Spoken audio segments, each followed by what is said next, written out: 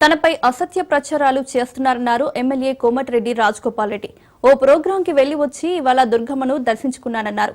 జగన్ ని కలుస్తున్నానని విపరీతమైన ప్రచారం చేస్తున్నారన్నారు. ఇందులో వాస్తవం లేదన్నారు. తాను జగన్ ని కలవలేదని, తాను పార్టీ మారుతున్నానని తప్పుడు ప్రచారం చేస్తున్నారన్నారు. తనకు పార్టీ మారే ఉద్దేశం లేదన్నారు. తప్పుడు ప్రచారాలు చేయడం మానుకోవాలన్నారు. నా మిత్రుడు, చిన్ననాటి స్నేహితుడు, మాజీ పార్లమెంట్ సభ్యులు, మాజీ శాసనసభ్యులు మోదుగుల వేణుగోపాల్ రెడ్డి ఆహ్వానం మేరకు బాలికల వసతి గృహం ఒక కార్యక్రమంలో పాల్గొనేందుకు ఇక్కడికి రావడం జరిగింది నిన్న రాత్రి. అందులో భాగంగానే ఈరోజు అమ్మవారి కనకదుర్గ అమ్మవారి దర్శనం కూడా చేసుకోవడం జరిగింది. నాపై మొన్నటి నుంచి కొందరు వ్యక్తులు నా ప్రతిష్ట దెబ్బతినేలాగా దుష్ప్రచారం చేస్తుంది.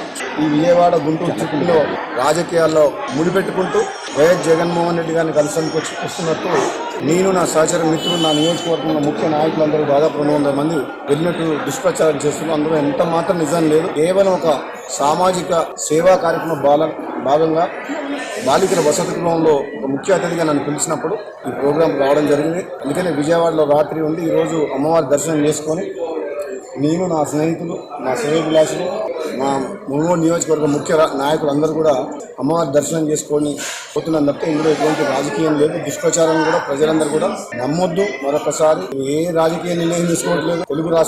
తెలుగు ప్రజలందరూ అన్నదమ్ములాగా కలిసిమెలిసి ఉండి 2 రాష్ట్రాలు సుభిక్షంగా ఉండాలని చెప్పి కనకదుర్గ అమ్మవారిని ప్రార్థించిన తప్పకుండా 2 రాష్ట్రాలు రాబోయే రోజుల్లో మంచి ఫలితాలతో పాటు అభివృద్ధి పథంలో దూసుకుపోయి ఇక్కడున్న కాంగ్రెస్ పార్టీ ప్రభుత్వం ముఖ్యంగా తప్పకుండా తెలంగాణ ప్రజల ఆశయాల కోసం పనిచేసుకుంటూ పేదలకు అండగా ఉండే కార్యక్రమాలు చేపడతామని చెప్పి తెలియజేస్తారు.